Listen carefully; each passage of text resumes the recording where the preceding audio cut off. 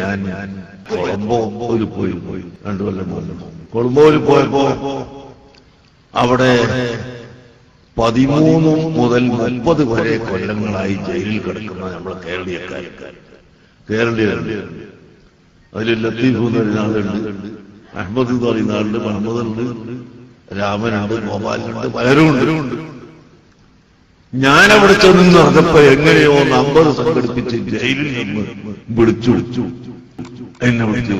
ഞങ്ങൾ 30 കൊല്ലമായി ജയിലിൽ കിടക്കുന്നു. എന്താണ് തെറ്റ് എന്ന് ഞാൻ ചോദിച്ചപ്പോ ഞങ്ങൾ വിരോധിക്കപ്പെട്ട മയക്കുമരുന്ന് കടത്തിയതാണ് എന്നവർ പറഞ്ഞു. എന്നാലും 30 കൊല്ലമൊക്കെ ജയിലിൽ മയക്കുമരുന്ന് കടത്തിയതിനും ഞാൻ അവിടുത്തെ ആഭ്യന്തരമന്ത്രിയുമായും ജയിൽ മന്ത്രിയോട് ഒന്നെ അയാളുമായി ബന്ധപ്പെട്ട് നമ്മളിവിടെ സമ്മേളനത്തിലൊക്കെ വന്ന് വേറൊരു മന്ത്രിയുണ്ട്, അദ്ദേഹം മുഖേന ബന്ധപ്പെട്ട് ഉച്ചക്ക് ഞങ്ങളൊരു ഭക്ഷണം ഏർപ്പാട് ചെയ്ത് അവിടെ എനിക്ക് സംസാരിച്ചിട്ട് ഞാൻ പറഞ്ഞു, നിങ്ങൾ ഈ ആളുകളെ കൊണ്ട് വിട്ടയക്കണം, ഇന്ത്യയിൽ വിട്ടയക്കണം. ഒരിക്കലും വിടാൻ പറ്റില്ലെങ്കിൽ ഇന്ത്യനെ ഏൽപ്പിച്ചു വിടുക. എന്നാലും അങ്ങോട്ട് നോക്കുക.